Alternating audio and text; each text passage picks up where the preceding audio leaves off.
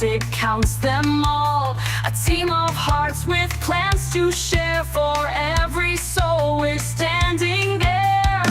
It's in the ballot, it's in our hands. Together we rise and take a stand. For every dream, for every need, community spirit is our creed. The vote is here to pave the way, working hard both night and day, delivering hope, delivering dreams. We are the ones who fuel the streams. Every corner, every street, we bring the change that makes us meet. Hand in hand we hold the flame, together we'll make a lasting name. It's in the ballot, it's in our hands. Together we rise and take a stand. For every dream, for every need, community spirit is our creed.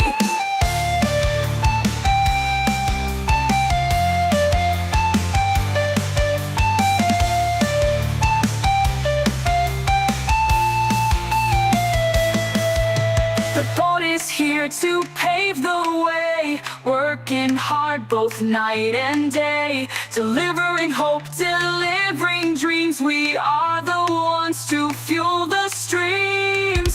Every corner, every street, we bring the change that makes us meet. Good afternoon, everybody. Today we've got the first half of the Tauranga Constituency for the Bay of Plenty Regional Council. Let's pan over and see your fantastic candidates who have put their hands up to become your next elected councillors. But with every election, there's one thing stepping in their way, and that's your vote.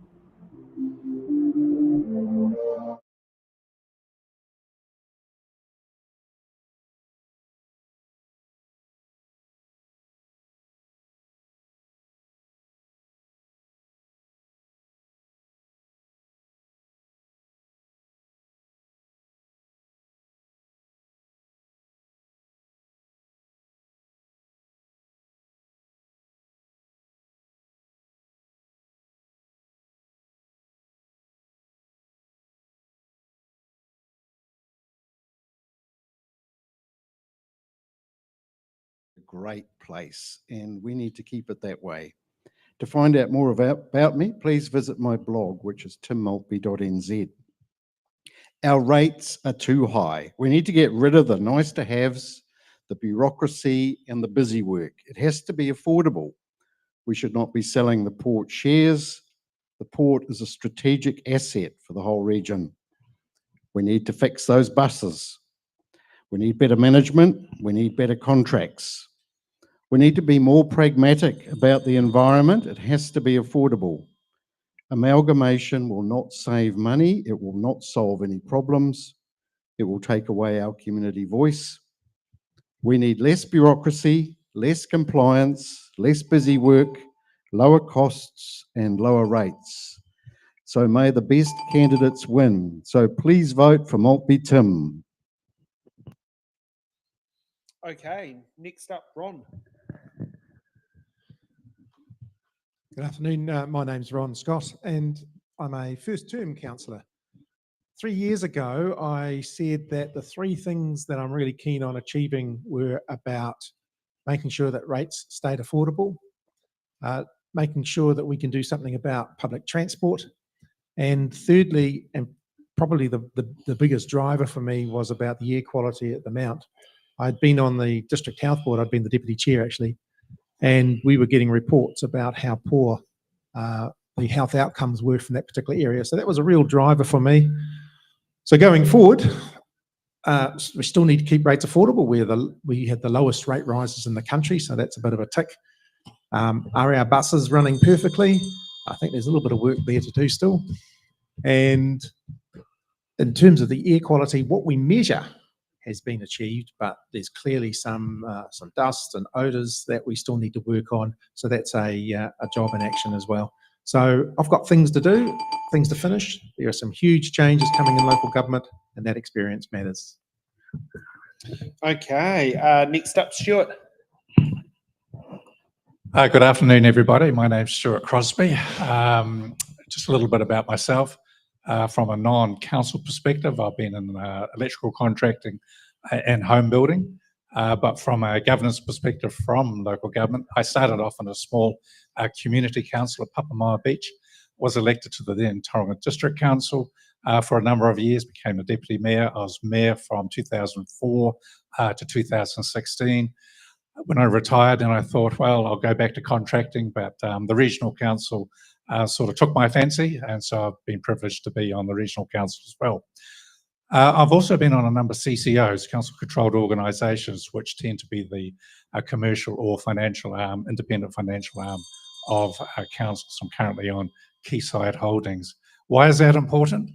We have a lot of change coming up in the next 3 years, and to have that experience to help navigate our way through some substantial changes like the New Resource Management Act, like potentially city deals, whatever they may look like, and like the general disruption that goes on with local government, including the potential of the removal of regional councils. So a lot to do, and I think experience counts. Okay, thank you for that. Ange. Kia ora koutou, ko Ange Webster aho. Yeah, just stay seated. It makes it easier for a camera person. Okay. I'm standing for the MOA Award in the Regional Council. This is my third stand in the recent elections, so I'm building profile, experience and knowledge in this space. But alongside that, I'm born and bred here. I have an extensive governance experience across education and health. And I'm currently working in our Tauranga City Council as a strategic engagement advisor. So I think all of those things, along with the person I am and the things I do in our community, I'm a good candidate for the MOA Award. Kia ora. Okay, next up, Glenn. Kia ora, my name's Glenn Dougal. I believe our council needs strong, practical, science-based decision-making at its table. And that's what's motivated me to stand in this year's election. I'm going to bring 20 years of business ownership, having worked in this region for over 20 years and worked with a number of our horticulturalists, our farmers, our exporters, our importers, and our service providers. I've also embedded myself in the community. I've been a Rotarian, and I'm also a director of Legacy Funerals, which is the Bay of Plenty's largest funeral home, and it's a unique business because it's a charity and it gives over has given over $4 million back to our local charities. I also have been the chair of the Tauranga Arts Festival and Film Bay of Plenty, and previous to that, I was a scientist and meteorologist at Met Service New Zealand, so I understand the impacts of climate change and flood protection. So I just want to bring those skills and leadership to the table. Kia ora, thank you. Okay, next up, Vanessa. Good afternoon, everyone. I'm Vanessa Charman-Moore. I'm seeking the role of Bay of Plenty Regional Council to serve our community and keeping our region beautiful for our current residents and our future generations. I've become an empty nester, so I have time to invest in our community. I've shown a willingness to stand up for local issues. This has included advocating for the protection of the Waiwara River during the upcoming development of the 4,000 lot Tauriko West development, for elder housing on behalf of Grey Power, for school bus services at Tauriko, and keeping the racecourse reserve a green space. I would like a greater focus on biodiversity as more invasive species are appearing in our environment. The Bay of Plenty Regional Council protects air, land and water quality for our residents and manages our regional bus work. When the call came for nominations for the Bay of Plenty Regional Council, I knew that this was the right time to put my hand up. Thank you. Vote Vanessa. Okay, and Kat. Kia ora koutou, ko Kat McMillan tōku ingoa. I'm currently a councillor at the Bay of Plenty Regional Council, and the reason I'm standing for re-election because I believe we can and will build a Bay of Plenty region that thrives economically as well as protecting all the treasures that make this region so special. We're at a critical moment now. We've got a rapidly growing region, and we have an opportunity to develop sustainably and get these things right. And that's why that's what led me to the regional council in the first place, and that's why I'm standing for re-election. I come from a background in management and leadership as well as governance. I'm currently the chair of our strategy and policy committee. I'm a values-based decision maker. I have a science degree background, so evidence-based, values-driven about the environment and about people, and that's what I'm here for. Kia ora. Okay, thank you for that. Now let's get off. We're going to get off to the box questions now, because we have had to do budget cuts to the point where it's just me, myself, and I, and the main parts of being the most consistent figure there, and I'm roping in people on every single day to make things work. I'll be taking both the role of Selwyn Toogood and Tenaka Kapushi. So I've got questions all in here. However, candidates will still pick out box numbers. Now, each candidate has 2 metaphorical button cards. So if another candidate gets a question they would also like to ask, they can use their button card to give them their answer on that question. And if they want to use it, they wait till the end of the person's finishing, then get the next one for the button. And also, if they get a question that they do not want to say answered, they can always use their defer card and defer that question to another candidate. Okay, and with our random list order generator sheet, we start off with Kat, and we have box numbers between 1 or 28, or as the other one could be, between Tahi and Ruatakoma Waru. So what box number would you like to pick? Do they align with these A, B, C, D? No, not at all. Oh, so I can just pick a random number? Exactly. Yes, Okay. that's the whole point of it. Otherwise, you can guess what people will sit there and try to do. Oh, okay. I'll go for 11. Go for 11. Teko Mātahi. Okay, we got AB for the All Blacks.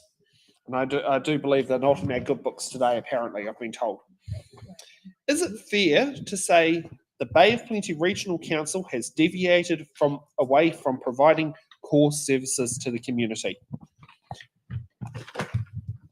Okay, so you picked my shortest answer because my answer is no.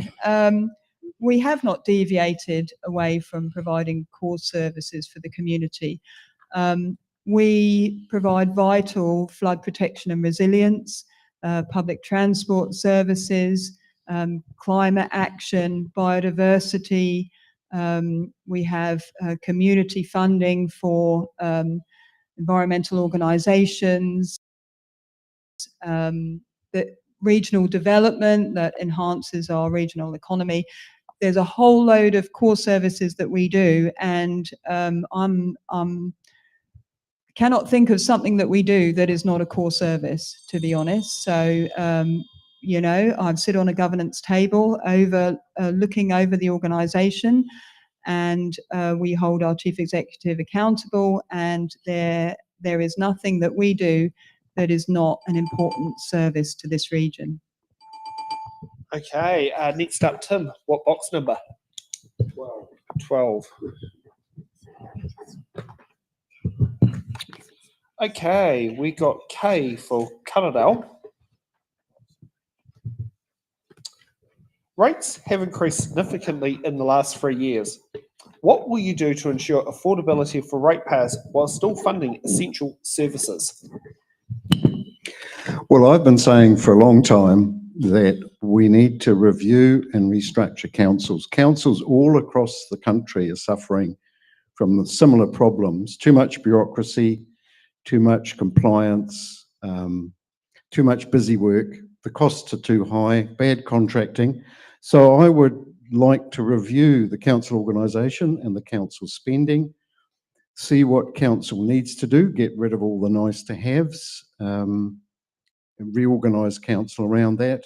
We can go through the costs, try and find cost savings everywhere. I think there's a lot of room to save money, and we can probably actually improve the level of service rather than decrease it. We certainly have too many bureaucrats, but part of the problem, of course, is the government. I wish the government would just get out of the way and let the local councils get on with it, but they're always meddling with new legislation. So we need people who will fix council. I hope you sit there and mention the words called unfunded mandates go away. Yeah. Okay, Stuart, what box number? It's 22 and up. 22. Yes, I'm happy for that. My birthday. That's. Yeah, I'm trying to think. Yes, my actual age doesn't match a box number. Okay, we got C for Charlie. How will you stand for the community at the council table on issues where the council is not in support of them? Oh, that's a very good question, because it does happen from time to time. I think you get back to the fundamentals, what your role is as a governor. And the first role is actually laid out in the Local Government Act, which we don't need to get into, but it is around leadership. It is around assessing all the information for a particular issue and exercising your own experience and good judgment. From time to time, that does clash with the community's expectation. Not a lot, actually, but when it does, it becomes very public and quite political.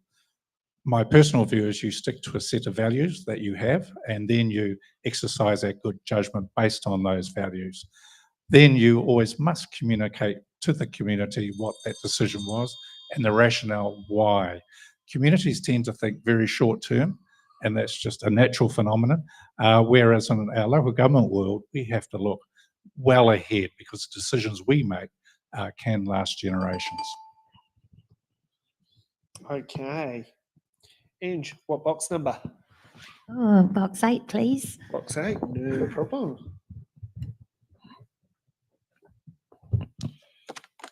Okay, we got W for Whakatane.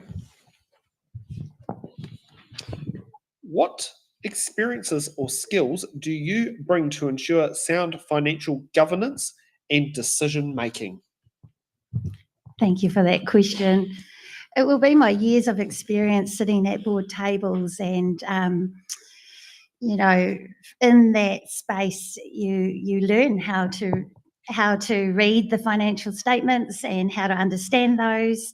Alongside that, I've done training with the Institute of Directors, their financial papers, and my current board roles are all over hundreds of millions of dollars of property and assets. So it's really time on at the table and over time honing those skills together with decision making that I have, you know, that I base my values-based decisions on. So all of those things together put me in good stead for being able to represent Māori at the governance table. Okay, Vanessa, what box number? 1, no problem. Okay, we got Z for Zulu. With growing concerns about affordability and rising rates, some local group advocates for budget discipline and affordability, e.g. rates caps, was it capping rates increases to inflation? How would you weigh community affordability against infrastructure needs in a regional decision making?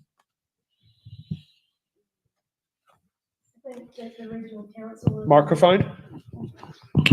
I think that the regional council is aware of struggles facing many in the community, and they've reacted to that with reduction in forecasted budgets. I support careful financial management and minimising any rates increase during a cost of living crisis. I think that any rates increases should be as small as possible, rather than any large sudden increases, which are much harder for people to accept. Okay. Ron, what box number?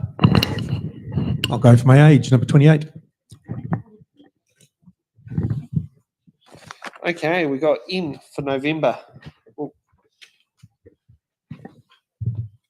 Okay. What actions will you take to protect Tauranga Moana local estuary and biodiversity from pollution, stormwater runoff, and coastal erosion? I think we've got a hand up. Oh, That was just my to put in the button. yeah. To put in the button afterwards. Okay, we'll get back to Ron and we'll kick off that, and then we'll do a button from Vanessa. So there's the first question is, what is causing the pollution? And there are a number of things, but let's take a common complaint is about what is happening because of agriculture. We've got nitrogen inputs, so reducing the level of nitrogen load would be a key driver to improve things. There is the question about, given that there is pollution, runoff, whatever causes it, might be a big weather event, then how do you stop that from getting into the estuaries? So the use of the wise use of wetlands, riverside planting is would be a valuable thing. There's a big program called Cloaking the Bay, I think it is from memory, which is where farmers themselves are finding that with wise use of their land and getting rid of the low quality land, they actually increase profitability. So there's a big program about that, which I would encourage as well. Okay. Oh, sorry. That went fast. Vanessa, for the button. The Regional Council currently monitors water quality in the Bay of Plenty lakes and rivers. So using this information, policies can be further developed to continue to maintain or increase or improve water quality. Careful planning of new developments and projects and ongoing monitoring will catch environmental degradation early. This is really important for big developments like the 4,000 lot development that's happening in Tauranga West. Also believe in community education and threats to our environment, especially biodiversity threats, so that everyone understands the threats and how we can protect ourselves from them. Thank you. Can I do a button as well on the same question? Yeah, no problem. Oh. For Kat. Okay. There we are. Okay, thank you. So working with the Kitai approach, which is mountains to the sea. If you look at Tauranga Moana, we've got the harbour and then all of the kaimais, etc., that run down into that harbour. So taking that whole mountains to sea approach. Something we're looking at with iwi is a Tauranga Moana harbour strategy. And you need carrots as well as sticks. So incentivising people to do the right thing. We're working in partnership with landowners, as Ron mentioned. There's a lot you can do there with retirement of land, riparian planting, potentially purchasing dairy farms that are high polluters and converting them, increasing our wetlands, and then looking at the harbour itself. A ton of work going on there and more to do. Okay. And Glenn, what box number? Number 2, please. No problem. Okay, we got S for sulphur, because that's something that does occur in the Bay of Plenty region. What steps will you take to improve emergency preparedness for earthquakes, floods, and other natural disasters?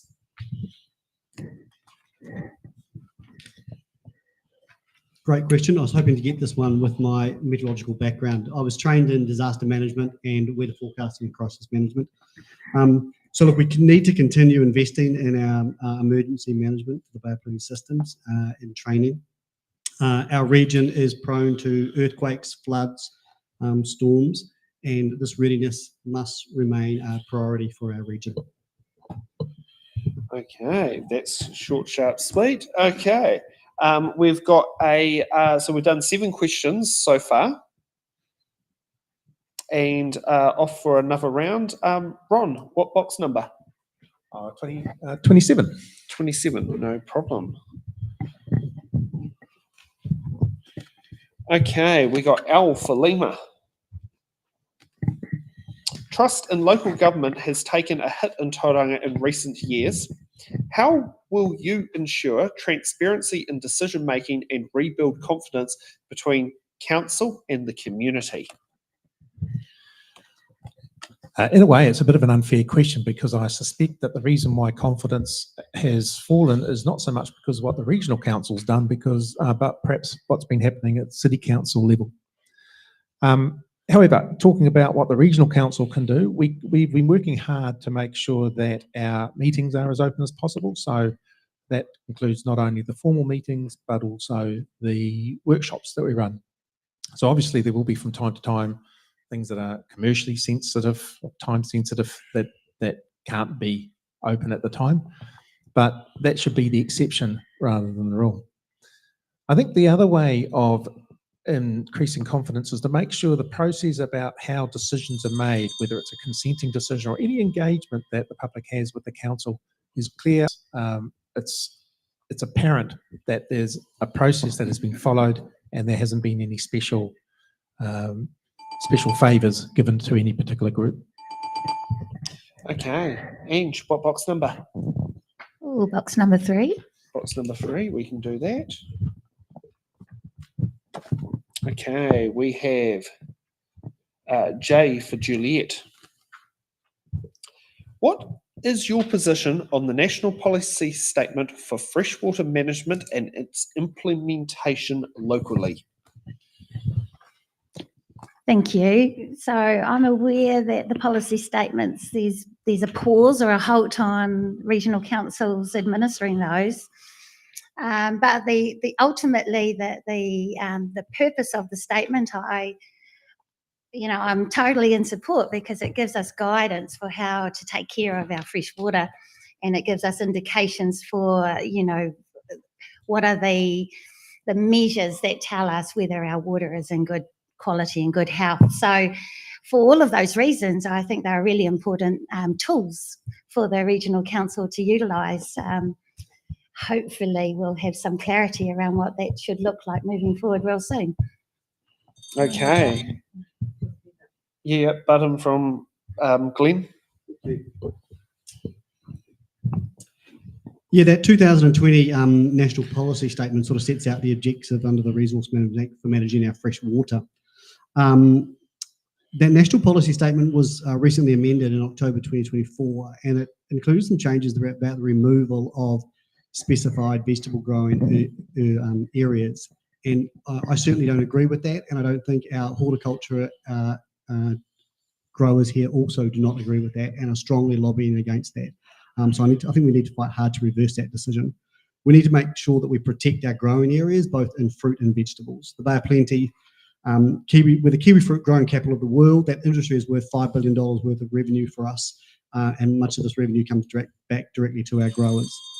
We need to make sure that with future increases of urban expansion, those unique kiwi fruit growing regions are protected.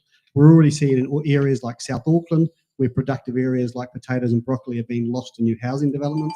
Once that land is lost, it can't be replaced. Oh, can I do a button as well? Yeah, yes, but it'll be your last one because you've already used one. That's all good. Okay, Yep. yeah, I'll go for it. Go for it. Yep. Yeah, so the new government proposed National Policy Statement for freshwater is a real challenge and has been opposed by most regional councils and science, basically. It's going to be detrimental to the environment. So we, as Anne said, we have had to do a pause on our plan change. And here are a few things that are going to come in this new statement. So remove all of the national bottom line. So, for example, nitrate, abandoning Te Manawaroa framework, increased risk of water contamination, Wetland protection has been weakened. And environmental scientists warn that removing the hierarchy would result in further degradation of already stressed waterways. So this is an issue. It could set the country back decades. The policy prioritises short-term agricultural and commercial interests over long-term environmental sustainability and public health protection. So yeah, a real challenge for us to navigate. Okay, and Glenn, what box number? May I have box number 5? Box number 5. Let's get on to that. We got T for Tauranga. How would you balance long-term asset renewal, e.g. transport, flood protection, with keeping rates manageable?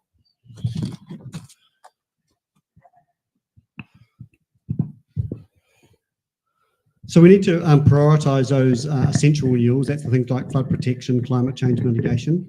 The transport system, obviously a review is required, and those things need to happen a little bit quicker. We are lucky here in the Bay of Plenty is that we do have the quayside investments and the Port of Tauranga investments, which give us a dividend, which will allow us to potentially fund our own infrastructure. So the creation of an infrastructure fund, for example, where we can manage those long-term assets. So we're in a very favourable position, and the previous councils previous council and councillors have done a great job to make sure we're in that position. And we're the envy of many regional councils around the country with the position that we're in. So, the creation of some infrastructure funds are one of the options that are at our disposal. Okay. Next up, Tim. What box number? I'll go for 6. Go for 6. No problem. Okay, we got Q for Queen Elizabeth II. Tauranga's economy is growing, but also vulnerable to infrastructure bottlenecks.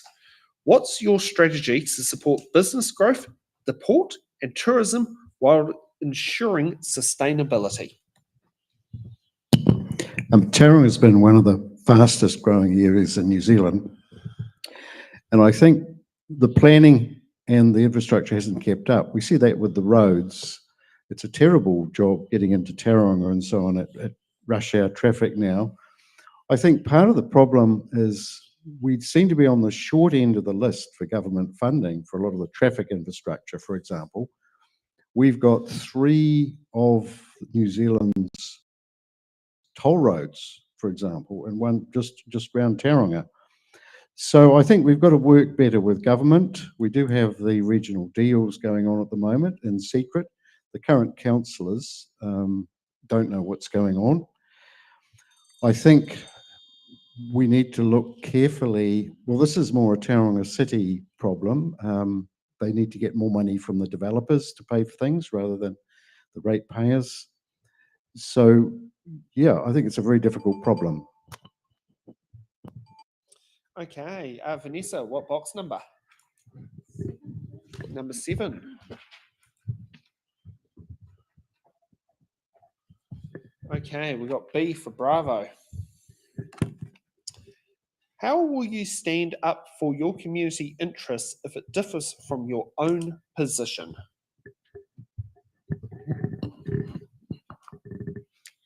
Ultimately, I'll be representing the voters and the community. Around the regional council table, there'll be councillors that have views that differ to mine or the community. I've found that one of the hardest parts of governance is that a governing group may make a decision that I'm not in support of. However, I support democracy with regards to representing our community, researching well and understanding an issue and being able to present it back to the other councillors is key. And I'm brave enough to stand up when needed. Thank you. Okay. Stuart, what box number? 13. 13. Oh, yes, get the lucky or unlucky one out of the way. Live dangerously. Okay, we got H for hotel. Tauranga is one of the fastest growing cities. How will you ensure infrastructure, especially transport, water and wastewater keep up with the growth without driving unsustainable rates increases? Sure. So from a regional council perspective and their core roles, there are two areas. One in the natural hazard space, and in a way that's to protect communities from natural hazards, and we certainly do have them. In the transport space, we have multiple roles. We start with the region, where we have the Land Transport Regional Plan, which is quite significant. We work with all the councils and NZTA, the national agency, and then locally, obviously we provide the hopper bus service and some school bus services as well. And when you combine all that, they all have to work together. And there are issues, so there's no doubt about that. There are funding shortages, particularly in the state highway network. And in terms of the bus service, we're working very hard to build capacity in that and more patronage. And one of the key areas is one, the contract, which we don't need to get into, but particularly around the non-peak times, we would like to have some alternative transport systems for that. But the key is to have the infrastructure to support a very good public bus service. Okay, and Kat, what box number? Number 2. Already taken, but Oh. we've got 4. Yep, I'll go for 4. That's all right. That's all right. I mean, it's one of those things. Okay, we got V for violin. Oh, get the right one on me. With demand for new housing increasing, how will you balance urban growth with protecting green spaces, waterways, and Tauranga's unique character? Yeah, and this is one of the real challenges, of balance, getting things right. So we have our smart growth strategy, which is the spatial plan for the Western Bay of Plenty. So I'll just talk about Western Bay of Plenty specifically. We need to densify our existing urban areas. So we need to sort of incentivize and lean to medium rise in denser areas rather than urban sprawl. But because we're a rapidly growing region, we have got new housing developments. And we need to think about our green infrastructure. So a lot of people think about hard infrastructure, but we need to think about the soft infrastructure, which is the green infrastructure. So we need to absolutely enhance and increase that. So restoring wetlands, waterways, forest, bush, our native bush, is all part of that spatial plan picture, and we need to invest in that for our future generations. Okay, and a button from Vanessa. Having worked in construction and with developers, I'm aware that the resource consent process can be slow and difficult. The winner has been the environment, but even then we have issues keeping beaches, reserves and waterways clean and undamaged. The fast track process increases the risk of environmental effects being overlooked or not planned for appropriately. I would prefer an evolution of the existing resource consent process rather than a revolution. Okay, we've got 14 questions down, and with a new list order. Stuart, what box number? 7. Already taken, but we can go from 9 or 10, or we can go from 14 upwards. I will try 10.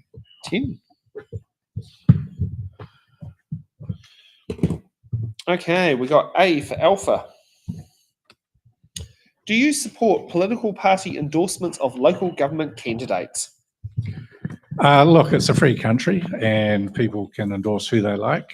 My personal view is I strongly disagree with ideology coming into local government. When you have an ideological perspective in local government, you create winners and losers. I prefer to have a set of values that drives local government and decision making. So yes, a free country, people can do that, but it's not the way I'd approach it. Okay, Ange, what box number? Box 9. Box 9.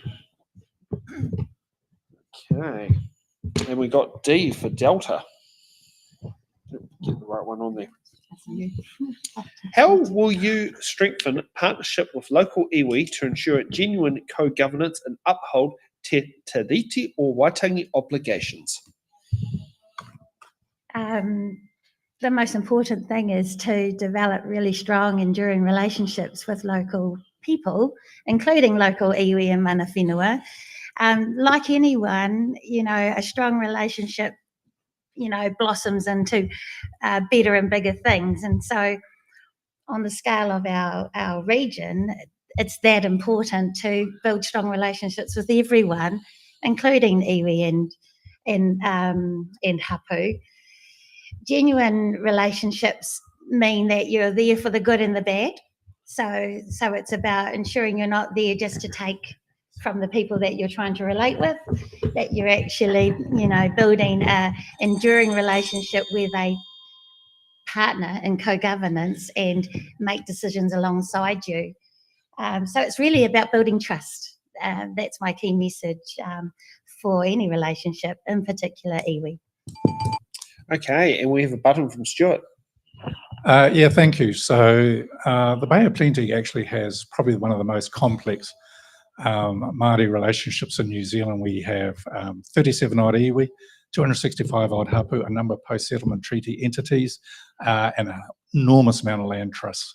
And it's very important that we have a practical, working, enduring relationship with all of those entities, rather than just approaching them when we actually want something. And so we invest quite heavily in that. It is a journey, quite a long journey, but I think we're making good progress. Okay, Vanessa, what box number? 14.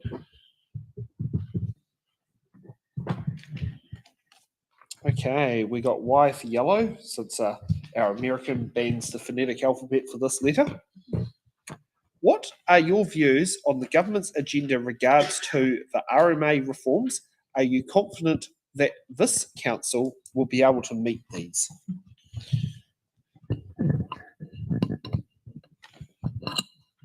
The RMA reforms may make it more difficult for the regional council to provide the level of environmental integrity that retains the beauty of the Bay of Plenty.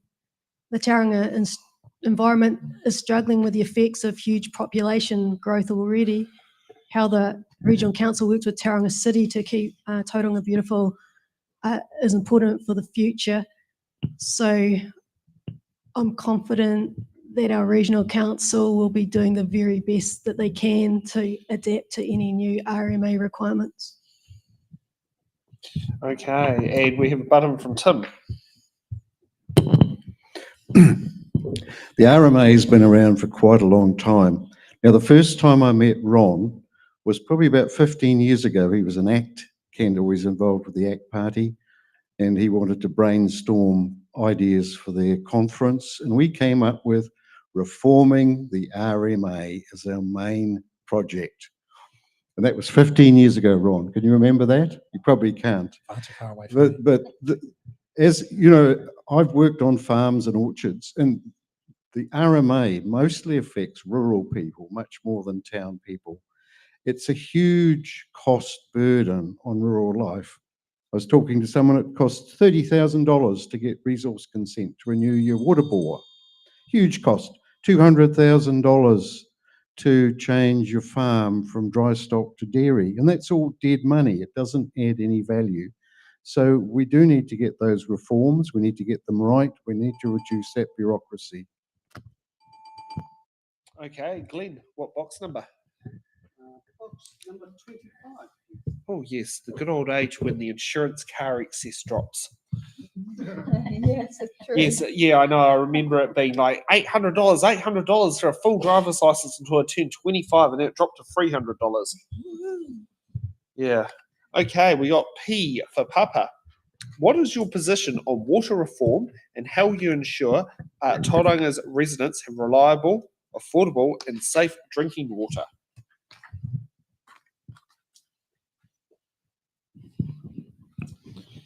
Well, reliable, safe drinking water is essential, and any reform must ensure that that's affordable, has transparency, and there's local voices in water management. I believe the current discussions around water reform for our council colleagues and their direction to head towards a CCO again presents a good opportunity for the regional council to work more seamlessly with a new combined entity rather than multiple councils. And it may also give us the ability to help co-fund and work with them in a stronger way. So, yeah, water reform is a major topic for us going forward. Yep, we've got a button from Stuart, followed by Tim. Yeah, I'm quite passionate about this. From a regional council's perspective, our role doesn't change much. We're a regulator and we issue resource consents to take water out and put water somewhere else. In terms of the Three Waters reform in Tauranga City, it can quite easily go on its own. To force it to set up a CCO and have other parties is going to cost a lot more money with no extra actual result. But more importantly, the fundamental role and the most important role city councillors do is to provide safe drinking water to their community. And they're about to hand that over to a lot of people that will not be accountable to it. There will be dual costs all over the place. And Tauranga City basically is recognised as having very good Three Waters infrastructure. Yes, there are some issues coming up with growth and resilience, but they can work their way through that. And ultimately, the people that will pay the money in a new entity will also be cross-subsidising the smaller entities that are in that combined area. They can set up alliances with other people to get the benefits of scale. And from my perspective and my experience, that's the best way to go about it. Okay, Tim. To me, Tauranga already has a very good water supply. We have safe, good water for drinking. This, to me, this is just another example of government overreach, where government legislation is creating unnecessary cost and burden on ratepayers. The Prime Minister has the cheek to accuse councils, quite rightly, of wasting money, but then the government passes this kind of legislation. I think it's an abomination, personally. So all it's going to do is add costs, add complexity without giving us any value. The government has changed the funding model to force councils like Western Bay to go into a multi-council CCO. They're deliberately trying to force councils into that water model. And it looks like they're providing a space for two large French water companies to come in and manage New Zealand's water. So they're using legislation to favour foreign companies, and I think that's abominable. Okay, Ron, what box number? I'll take box 20. Box 20. Okay. Okay, we got M for Mike. Do you support reviewing council spending priorities before turning to further rates increases? Yes. I've got 50 seconds left. Look, of course, we should be constantly reviewing what we're doing. The world changes. We've heard lots of examples about how the government is asking us to do different things with reform management, with water and so on. So that's going to be changing our environment. The transport system is going to be changing because we're going to be coming in for a new contract. The industries that we have here, there's so much that changes that you can't be setting and forgetting. So in every time that we go about thinking about what the rates are going to be doing, we want to be reviewing exactly what we do. Do we still need to do it? Do we still need to do it in the same way? Are there things we should be doing and should prioritise above what we're doing now? You could give us an extra $1 billion, we'd be able to spend it, but we've got to prioritise and decide what we can afford to do. Okay, Kat, what box number? Is 19 still available? Yes, it is. I'll have that, please, and then in a 19. No problem. Okay, we got O for Portakey. Do you support borrowing to fund major infrastructure, or should we focus on a pay-as-you-go model? Yeah, I do support borrowing, and the philosophy is we need to spread the cost for those that benefit over the time that people will be benefiting. So it would be unfair for people now to pay for everything that's going to benefit people in the future. So you need a level of borrowing. It needs to be balanced. And you need to be able to develop infrastructure when it's needed, and good infrastructure that's going to be sustainable in the long term. So you're making decisions now to put in infrastructure that it's going to be enduring for 30 plus years. No point in building cheap stuff that's not going to enhance mode shift, etc. It's just car centric, and then we're going to have a traffic jam by the day it's opened. So we need to invest, and to do that we need to borrow appropriately to build the right things. Okay. Tim, what box number? 26, please. 26. Okay, we've got E, and I'm going to vary from this one for the East Coast Main Trunk Line. I'm a rail nerd. The E for the East Coast Main Trunk Line. Yeah, which runs right through the middle of Tauranga. Yeah. How will you reduce rates without cutting vital services? This feels very fitting. Well, this is something I've been banging on away for a long time, is we've got to make council more efficient and effective.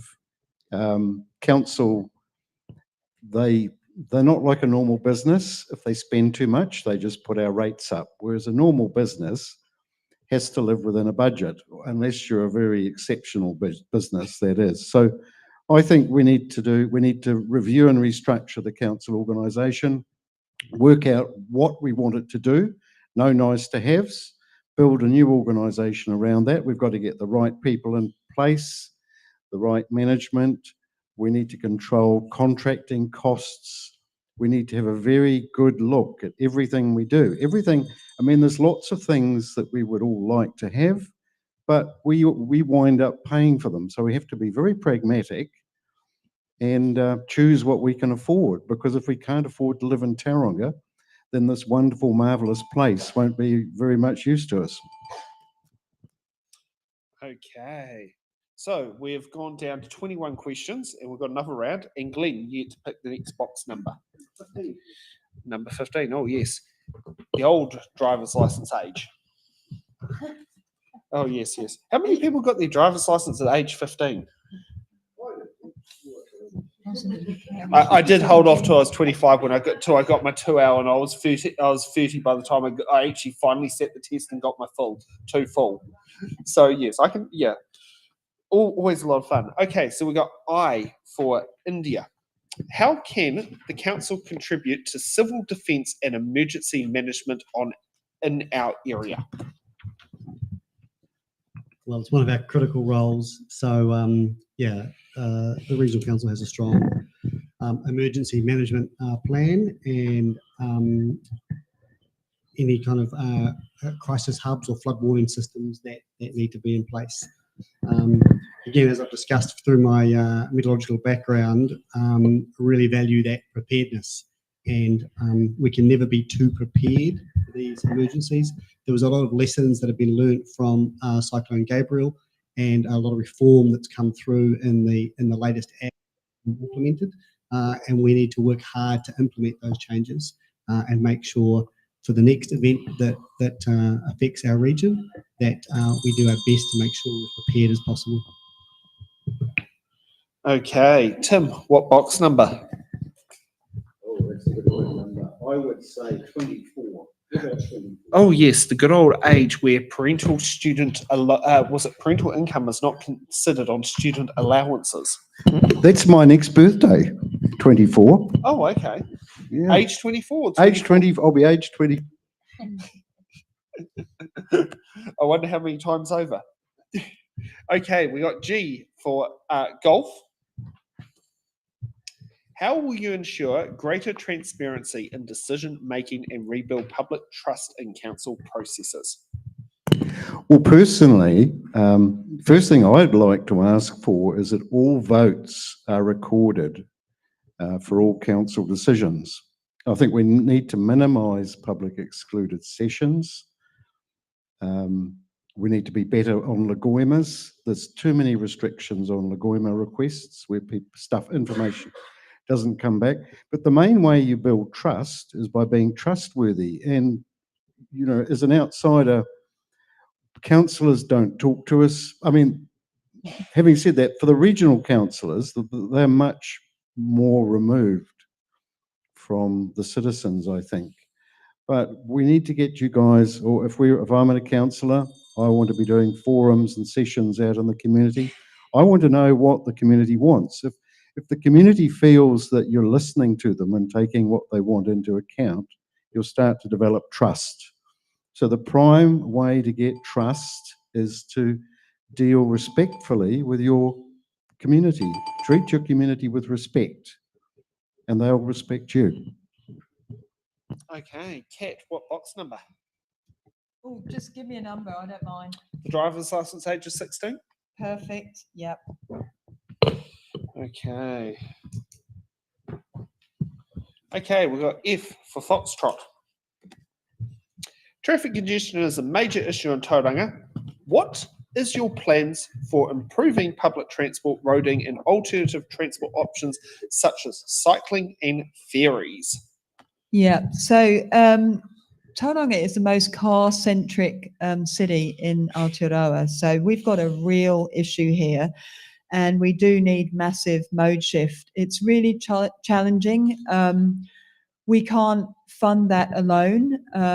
Regional Council is responsible for the public transport service, and the city and district councils are responsible for building things like cycleways, etc. But we do the spatial planning, and in smart growth and UFTI, we have, we have really good planning. It's the funding that is the challenge for this, and it's political appetite as well. So we do have this pendulum swing where, one government might be much more leaning towards cars and drivers and roads, and another government might be more about mode shift and safe cycling, walking, public transport. So we've got to keep advocating for that. I sit on the, I'm stuck, I'm out of time, on the Western Bay Transport Committee, and I advocate for mode shift all the time. Okay, Ange, what box number? Yeah, can you just choose a number for me, please, Sam? The voting age of 18. Make it 16. Oh yes, that campaign seems to be around from time to time. Okay, we got R for railway line. What role should the regional council play in addressing issues such as retail crime, community safety, and access to community facilities? So as a regional council, I think the key role is to find ways to work with all of the other agencies and councils. So while it might not be our core business, effectively that is still our community. And so with that in mind, in my view, we've got to find a way to support all of the organisations, councils to keep our community safe. So it's not a one-stop shop. It's certainly a collaborative. Well, I'm supporting collaboration across our councils and across our organisations to deal with the safety of our people. Okay, Vanessa, what box number? Okay, so we do 17, the age you can join the military at. But you still can't get deployed overseas until you turn 18, and you have a nice star on your rank slide to tell the bar that you're a minor. Wow. Things you remember from ATC cadets. that along with the phonetic alphabet. Okay, X for X-ray. As a councillor, how would you work collaboratively with your fellow councillors to deliver on your promises?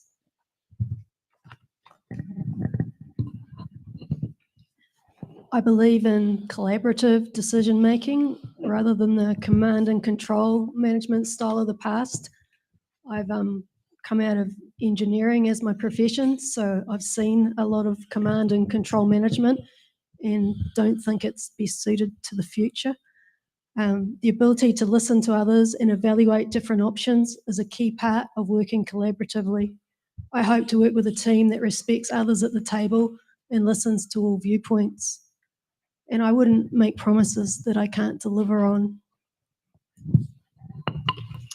Okay, Ron, what box number? You can choose between the old voting age of 21 or the useless number of 23. Let's go useless. 23. That's my son's age. That's not. Oh, it's one of like, there's no benefit for being the age, but there's no pro, cons, nothing. There's nothing unique. One of the more interesting prime numbers. Good point. It's a prime number. We're learning things. Yes. Was it grandson of 2 former school teachers and principals? So, heard all the fun stuff about teaching. How will you balance economic growth with the need to reduce environmental impacts from agriculture, forestry, and other industries? Yeah, you have to be careful. Pardon me. You have to be careful that you don't end up with binary sort of questions. One of the big questions behind some of the National Direction for Water, for instance, is about the need to still be growing domestically grown vegetables, and to do that, a lot of the way in which you use water will degrade or can easily degrade the nearest waterways. So you think, well, what's more important, to feed people or to keep water pure? So it's, it becomes one of those binary questions, which is not really a binary question. So in terms of economic growth, we want to obviously have more people working in work. If we're going to get growth, and I don't think we have choice over the number of people moving to Tauranga, we need to make sure that it fits in with our smart growth plan.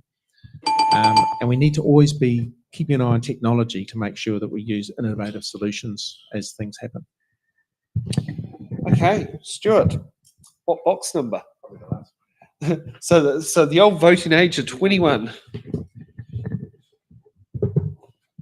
Okay, and we got AA for AA batteries. What is your biggest challenge facing the Bay of Plenty Regional Council? Oh, that's a good question. The future is the short answer. We have been in uncertain times of recent, and the next 3 years will be in very uncertain times. We have a government of the day who have been making noises about getting rid of regional councils, which is a rather ad hoc way. My personal view is that we should have a really independent look at the form and function of local government, including how it's funded. It should be independent, and it should have a lot of consultation on that, rather than just saying, oh, we'll get rid of regional councils, or you can join with somebody else. So that, I think, is ultimately the big decision, and it's going to be very unsettling to carry on to do our usual business, as well as all these major distractions on the side. Okay, thank you for that, candidates. We're going to take a 10-minute break, and then we'll come back for hard-hitting questions.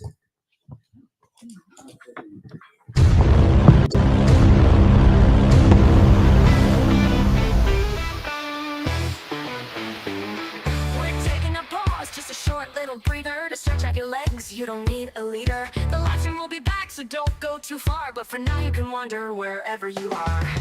Intermissions aren't really a thing anymore, but we think they're cool, a tradition to adore. A moment to breathe, have a laugh, maybe chat. There's magic in breaks, and we're keeping that. Head to the lobby, your kitchen with glee, for snacks that are tasty and drinks. Fill up your plate, pour a glass, take your time, then come back refreshed. We'll resume on a dime.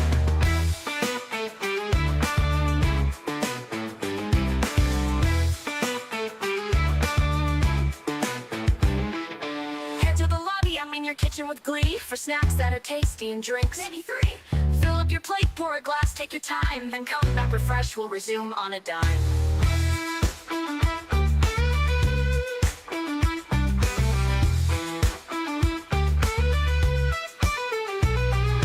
Get to the lobby, your kitchen with glee, for snacks that are tasty and drinks. Maybe 3.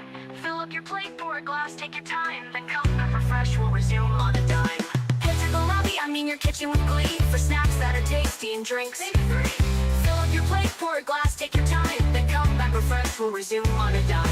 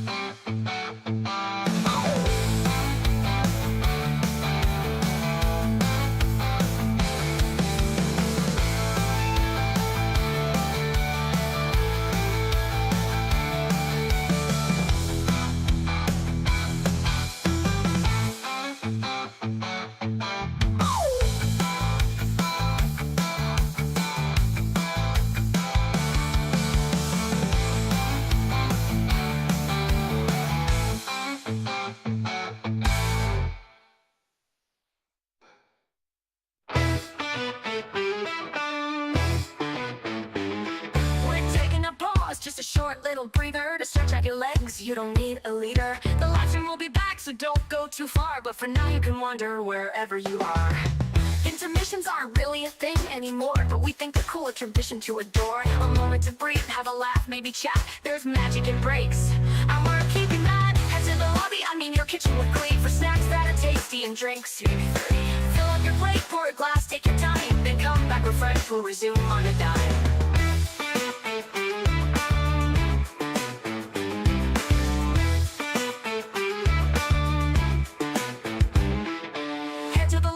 Your kitchen with glee, for snacks that are tasty and drinks. Maybe 3.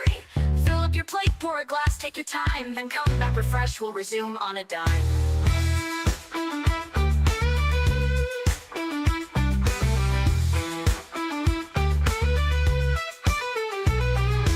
Into the lobby, I mean your kitchen with glee, for snacks that are tasty and drinks. Maybe 3. Fill up your plate, pour a glass, take your time, then come back refreshed, we'll resume on a dime. The lobby, I mean your kitchen with glee, for snacks that are tasty and drinks. Maybe 3. Fill up your plate, pour a glass, take your time, then come back refreshed, we'll resume on a dime.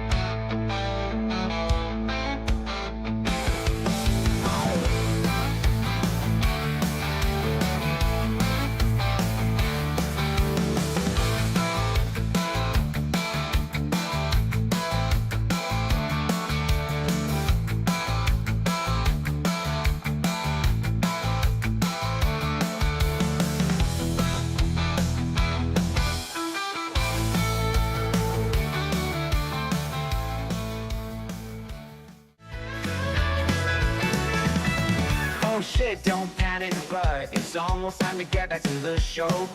The candidates have stretched their legs, been partying, taking a break. Cause there's still hard-hitting questions, closing statements and stuff you wanna know.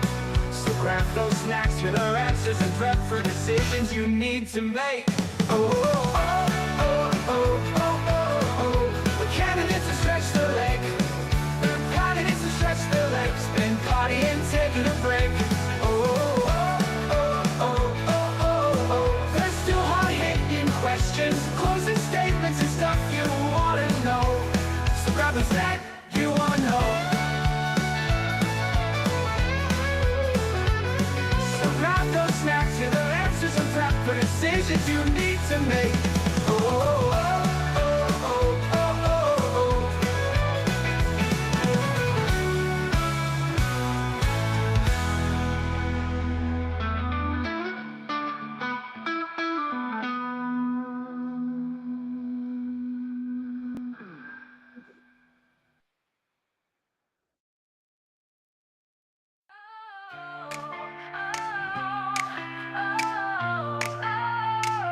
The votes are in, it's time to see what this town is meant to be. Together strong we'll cast our say, build tomorrow from today. Side by side we make the call, every voice it counts them all. A team of hearts with plans to share, for every soul we're standing there. It's in the ballot, it's in our hands. Together we rise and take a stand. For every dream, for every need, community spirit is our creed. The vote is here to pave the way. Hey, and welcome back to It's in the Ballot. Now let's get ready for hard-hitting questions.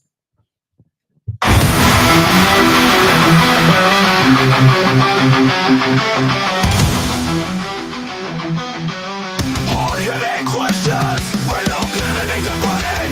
What does a question? Because every candidate has an answer. The hard-hitting questions.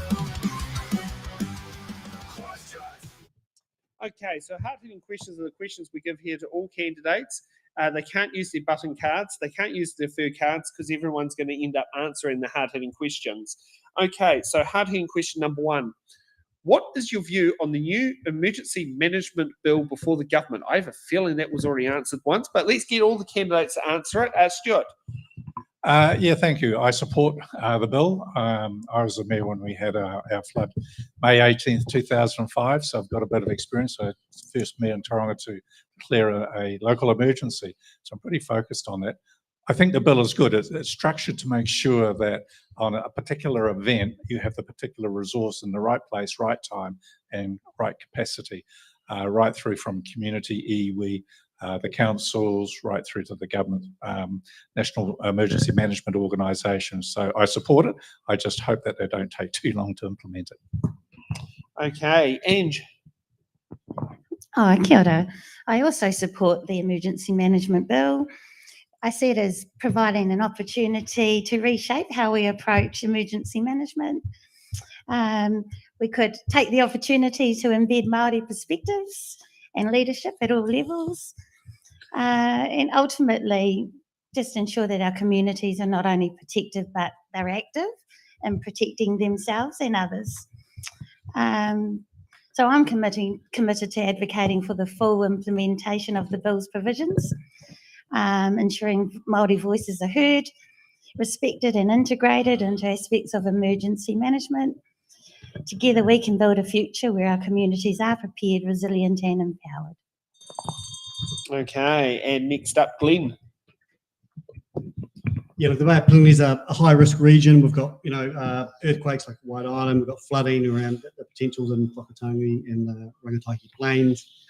We have landslides. We have coastal hazards, Papamoa, Hopi. Cyclone Gabriel highlighted a lot of these vulnerabilities. So, yeah, totally support the national framework, but want to make sure delivery must stay responsive and local. I think the emergency management plans at Bay of Plenty Regional Council crisis hub are putting in place, I think, are good examples and are the right direction of travel. Always the key thing on this debate, though, which I'm pleased to take up with government if successfully elected, is who pays for the resilience. Is that going to be local, or is that going to be central government, or how do we get that fair? Okay, Ron. Yeah, there's getting less and less that you can say. It's a sensible thing. It's in response to previous emergencies. Interestingly, just this week, the local or the regional emergency staff, I think it was about 100 of them, got together and went through an exercise. So in this region, we're working well, but it's really important to have a regime where there's good communication when the emergency arises. Obviously, there's readiness beforehand, that there's infrastructure available, resources available. We learned in Gisborne when the whole city was cut off that was a problem. So the emergency management bill addresses a lot of those things, and you've got to support it. Okay, Kat. Yeah, I too am supportive of it. So there's some really good things in it, and I really like the way they've actually sort of really listened and learned from recent weather events and climate events that have happened, and looked at what the gaps are. And so, for example, the modernised and inclusive approach. So, as Ange mentioned, iwi, etc., community really leading out on some of this stuff, which is what happens anyway. Community know what to do in a crisis. They need to be enabled and supported to do it, which is just what happened with the RENA, and Stuart will have a lot of experience of that. The whole of society approach, really, of civil defence. They've got clearer command structure coming through, enhanced agency powers, improved planning, and replacement of the old legislation, which is 25 years old. So a lot has changed and a lot will be coming at us. Okay, Tim. I think it's a great idea in principle. We do need to be prepared for emergencies. The trouble is you never know what emergency you're going to get. So it's very difficult to plan and have resources. So for example, if there was a tsunami that hit Papamoa, what do you do with 10,000 people who've lost their homes? How can you actually prepare for that and have the resources ready? I think one of the keys is resilience of the individual. And I think that's something we've lost. From my time when we were children, we were resilient from very young age up. We had things like scouts. We had military training. I did military cadets at high school.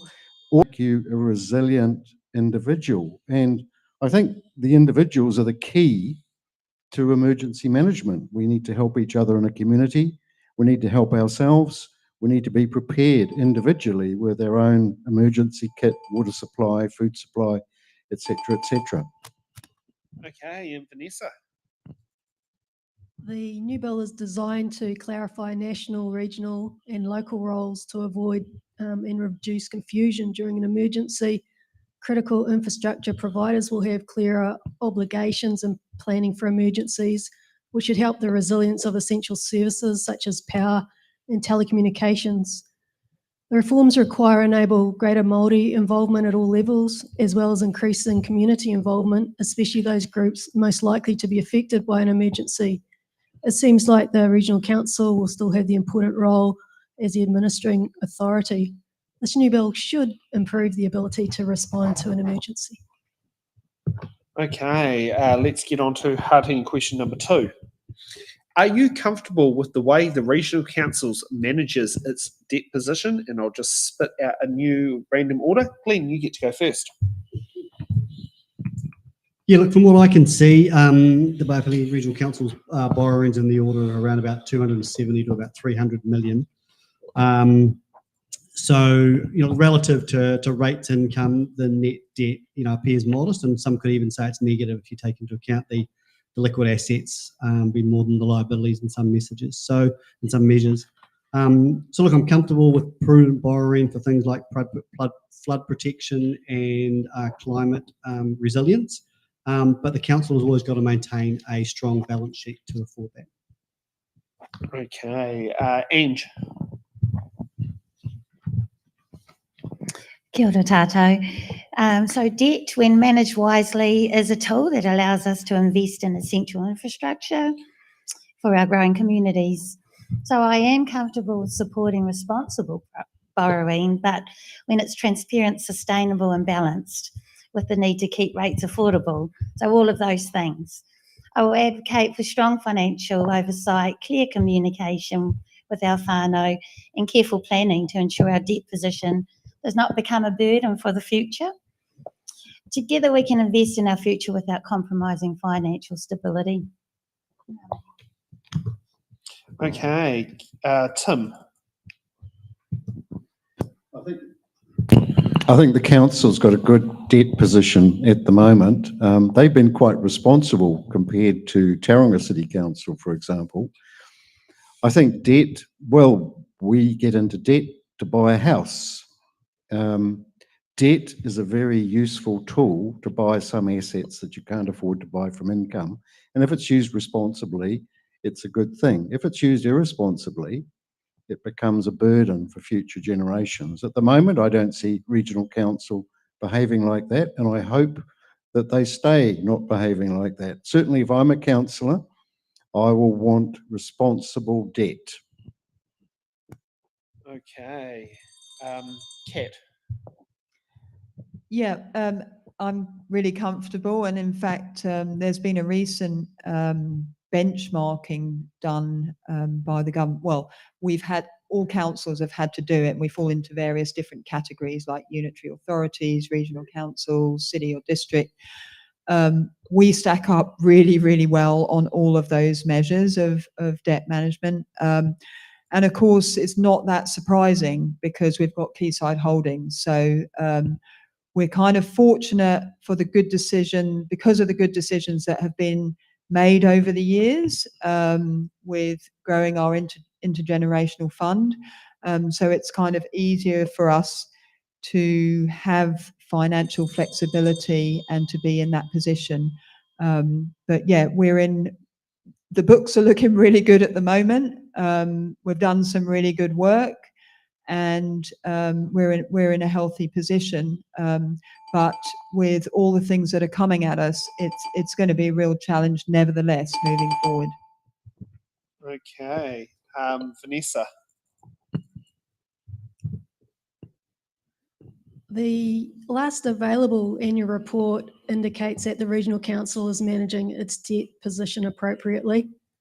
The main talking point at the moment is the debate over whether council should sell some of their Port of Tauranga shares. An independent financial report has indicated that too much of the region's investment portfolio is in the port and that there should be diversity in the portfolio.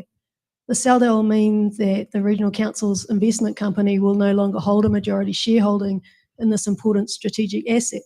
However, the sale of the shares will allow the council to reduce debt if they want and invest in infrastructure and other higher performing shares.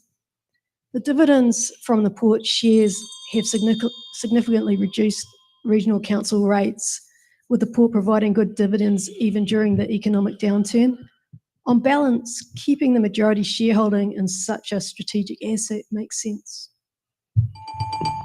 Okay, Stuart. From a debt position, yes, I think we are in good shape and have been responsible, but debt is only one financial instrument. We have a range of others. And I think it's time that we review the whole lot of them. It's been quite a while to make sure they're fair and reasonable as best you can in a rates position. And also how we utilise the dividend that comes from Quayside Holdings into the council. It really just goes into the big machine, and I think it could be a lot more transparent as to how it is utilised. Does it all have to go there, or could it be used also to support our TLA neighbours in and around the Bay of Plenty to help them out with critical infrastructure as well, because we are the Bay of Plenty Regional Council. Okay, Ron. Yeah, our debt position is not really the challenge. We've got a really good in-house treasury who manage our debt instruments very well, making sure that we don't, that in general, they actually almost earn us money. but that's the economist in me there. The real challenge we have is our asset position. We've just heard a comment that, wouldn't it be great to help the TLAs? Well, that's one reason I'm sure that the Tauranga City would like to amalgamate with us, because there's some assets they wouldn't mind having to get rid of their debt position. I think thinking about how we manage our assets so that it gets used most wisely is the biggest challenge we have going forward, so that we pay off our debt to future generations by wisely having our assets available. Selling port shares doesn't get rid of the port, and we will still have a key stakeholding which will actually make us effectively still in a controlling position. Okay, let's get on to hard-hitting question number 3. And for once, we're not talking about Māori wards, because at the moment, Tauranga doesn't have to deal with a referendum yet. What is your vision for the next 10 years for the Bay of Plenty Regional Council? Stuart. I have a very short one, which is based around sustainable and manageable growth and making sure that we enhance the environment. I believe with good management and good allocation of resources, we can achieve that. Okay, Kat. I think my vision actually aligns with pretty much everyone in this region, and that is that we all want our economy to thrive, but within environmental limits. We want to be ready for whatever climate change brings and resilient to that. We want to be able to enjoy nature with our families. We want our families now and in the future to be able to swim in clean lakes and rivers. We want the air that we breathe to be clean and fresh. We want to be safe on the water. We want to be able to move easily around our city and connect to where we want to go, live, work, play, learn, connect with loved ones. We want key signs in intergenerational fund to keep growing and growing, whilst also benefiting each and every one of us today. And if disaster strikes, we want our emergency management systems to be world class. So that's what I'm working for you. I believe that you probably share that vision too, and that's what I'll continue to do. Okay, Ange. Oh, kia ora tātou. I certainly share that vision, Kat, and add to that, for me, my vision for the next 10 years for the Māori constituency is one of thriving whānau, strong relationships, and a healthy environment. I want to see mana whenua fully empowered as partners in decision making, with te tiriti o Waitangi honoured in every council action. Together we will protect our precious waterways and taonga while supporting sustainable growth that benefits all. By improving transport, infrastructure and resilience, we will create a connected and safe community, ready for the challenges ahead. With transparent and inclusive governance, we will build trust and ensure everyone's voice is heard. So this is our future, resilient, prosperous and united. Okay, next up, Glenn. My vision for the next 10 years is a resilient Bay of Plenty. That means clean air, clean water, protection from floods, environmentally responsible land, with our port and quayside dividends safeguarding affordability for future generations. Simply, when the land is well, our people are well, and our job is to keep the land well. Okay, Ron. So over the next 10 years, two ways you can look at this question. One is about the Bay of Plenty Regional Council, and one is about the Bay of Plenty region. The council may or may not be here in 10 years, judging by some of the comments being made by members of the government. But in any case, someone will be having to make sure that we have clean air, clean water, clean land, and do the looking after the environment stuff. There's also the making sure that the people who do live here have a great life, protected from natural disasters and emergencies, being able to get around, whatever that might mean in 10 years, so that we may be well past any particular form of transport we see today. And then someone will have to be continuing on the longer than 10-year planning. So I would like to see whoever's doing it, a 50-year plan, perhaps something that we might see in Smart Growth done well. Okay, Tim. Well, I'm a bit more pragmatic. I mean, I really love the outdoors. I have my own little thriving ecosystem in the heart of Papamoa. I have wood pigeon come and visit in my garden. The other day there were 2, so that's not bad for Papamoa. We all want a nice living environment, and I think that's a given. But we also have to be pragmatic about it. We have to try and create that while also preserving jobs. At the moment, we're doing that by creating a huge bureaucratic load on the farmers, orchardists, fishermen and businessmen, business people in the region. We need to find ways of preserving the environment while we're preserving people's livelihoods. If people can't have jobs here, they won't be able to live here. So jobs are very, very important. So I would like to see a pragmatic balance. I would love to see much more green space, and I'm very much a fan of the environment. Thank you. Okay, and Vanessa. My vision is to preserve and protect our beautiful environment for the people that live here and for future generations while our towns and cities grow around us. This will be achieved with defined roles that allow Bay Plenty Regional Council to work closely with local councils and iwi. We will continue to reduce contaminants in our waterways. We will have a well-educated region on the biodiversity threats that our region faces and what can be done to protect the spread. We will have development and growth with a good understanding of the risks to the environment and how to manage those risks. We will continue to carry out risk analysis of global warming threats and put in place mitigating measures based on the risks. We will have developed an efficient and cost-effective regional transport network that reduces damage to the environment and provides a popular alternative to growing traffic congestion. Our region will be one that our residents and descendants are proud of and care about. Okay, and thank you for that. Now let's get to candidates' closing statements of why they should be receiving your vote this local body elections. First up, Stuart. Oh, thank you. Yeah, we're in for a very challenging 3 years, as I said in my opening statement. It's just as relevant, I say it in my closing statement. And from my perspective, I believe that I have a very clear understanding of how local government operates, what the challenges are moving forward.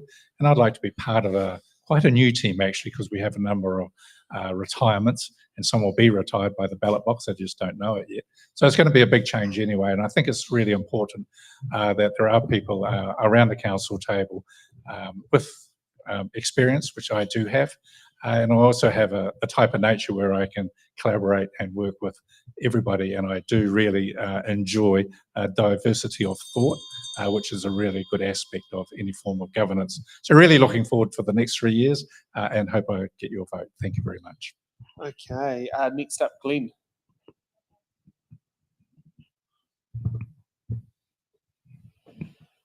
Kia ora.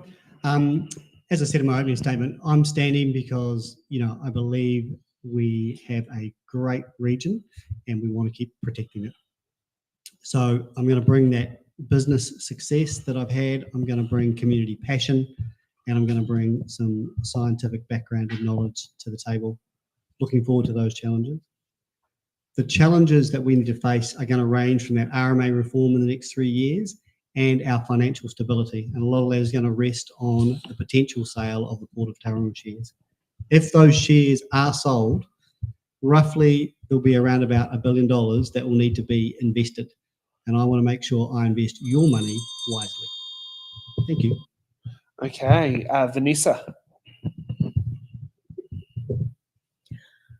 I was born in Tauranga. I went to Tauriko Primary School and Tauranga Girls College. I accepted a post office bursary to study electrical engineering at Auckland University and worked for Telecom and lived in Auckland during my corporate career. We live in Tauriko in the Tauranga Constituency, where my family has lived for 50 years. My children also grew up here and now attend Auckland University. In 2012, I was appointed project manager for the Tauranga Fibre Network build, a challenging project passing 40,000 houses over 6 years. This gave me valuable experience in leadership, teamwork, and minimising the effects on the local environment. I now work in senior real estate, specialising in housing for empty nesters, retirees, and downsizers. I volunteer on the Grey Cow Committee. I'm a very keen golfer, and I've been on the Tauranga Golf Club board.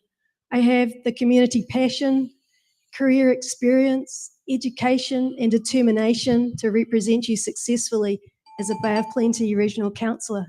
Please vote Vanessa. Okay, next up, Kat. Oh, kia ora. I mean, the bottom line is that I'm pushing for decisions that enhance the lives of people and improve environmental outcomes. And as Stuart said, there's a whole load of things coming at regional council and local government over the next 3 to 5 years. I'm already sitting in the as chair in the Strategy and Policy Committee. I'm right across all of these reforms and the strategic decision making that we need to be looking at to go forward and navigate these. So whether it's the RMA reform, the future for local government, all of those things, we've got a challenging economic environment layered on top of that. And then we've also got climate and environmental challenges facing us. So it's kind of a melting pot of strategic decision making to navigate and to paddle the waka in the right direction and keep going. And I believe I've got the skills and 3 years of experience to be at the table. Thank you. Okay, next up, Ron. Yes, I want to, I'm asking for your vote again because over the last 3 years I've learned so much about what it means to be in local government, and we've done a lot of work on trying to prepare for what the reforms mean. I'm an economist, but I've also got a degree in geography and history, which means that I don't come at a problem from just one angle. I think of the different ways you can look at a challenge before coming up with solutions. But more than the academic, I'm also very much involved community-wise at a national level. I'm on the board of the Foundation of the Blind, on the board of Consumer, and at a local level, I was chair of the establishment board for Suzanne O'Bear Catholic School. I'm on the committee establishing the Gate Parr Community Centre. I'm a justice of the peace, so that gives me an idea of what's happening at community level, national, local, and with some sort of ability to look at data and work my way through a challenge by identifying the challenge first before coming up with a solution. So please vote for Ron Scott. Okay, Tim. Well, as we've heard today, there are a lot of complex issues for regional council to deal with, a lot coming up. I see the biggest issue for council is controlling costs. Council needs to be more effective and efficient. We need to get the essential things done, and it has to be affordable. We need less bureaucracy, less compliance, less busy work, lower costs and lower rates. We need sensible decisions that are affordable. We need to be pragmatic. We definitely need to listen to the community, and we need to defend our position with central government. Government is pushing costs onto councils like a drunken sailor. I believe that I'm a good candidate because of my engineering background. Engineers are trained to be analytical and to solve problems. So as an engineer, I'm used to working with complex issues, finding a solution, working to a budget and a schedule, and delivering things that actually work. Engineering things have to work. So thank you. May the best candidates win, the best 5 of us. There's some very good candidates. So please vote for Maltby Tim. Okay, and Ange. Kia ora koutou. I'm standing because I care, and that's ultimately what's behind all of the reasons for me doing the things I do. I'm someone who brings a lot of governance experience as well as lived life experience to this role. I'm active in our communities across Hapu, Iwi, Marae. I'm active on land trusts and many other local trusts. But beyond that, broader than that, I have some regional trust interests I sit on disability resource trusts, really because they resonate with me in my life. I also sit on a national board for Placing Te Aotearoa, which is a strong co-governing entity that is responsible for over 14,000 volunteers, 18,000 under 5-year-olds, and 400 centres across our country. What I'm really saying is I care, I'm active, and I've got what it takes to do this role. So vote, Ange Webster.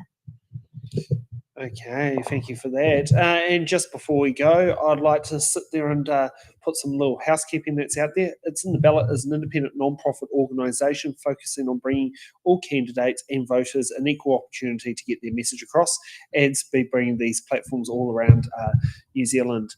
If you'd like to help support our platform, you can always head to our Give a Little page and put in a donation on there. You can also head to our Eventbrite page and buy a ticket, koha without admission or a koha ticket to help fund these things. Or if you'd like to do a cash direct credit deposit, you can put in, head to our website, it's in the ballot.nz, and click on donations, and that will give you our Kiwi Bank account number that you can put in a cash deposit. And if you're watching this live on YouTube, you can always do a YouTube super chat. And if you're watching this later on, you can always do a YouTube super was it super thanks? That's what they called. Got a bit of a tongue twister trying to remember what all the names are. I'd like to thank our candidates here for putting their feet to the It's in the Ballot fire. It's not easy to jump in front of a video camera, but as I could always say, the next video camera could be in front of could have Jack Tame on the other end. So I think we've prepared you very well. Can we give a round of applause to our candidates who are participating on It's in the Ballot? Also like to thank our audience for coming and participating, for being here, and also like to thank Heidi, who's been helping me with the cameras today. It's not easy trying to rope people in to make everything all work.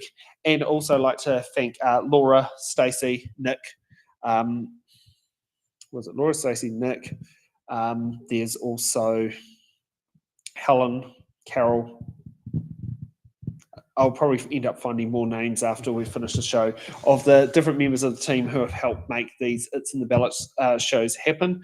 We'll be back here at 7 p.m. for part 2 of the Tauranga Constituency for Bay of Plenty Regional Council. So we'll see you then.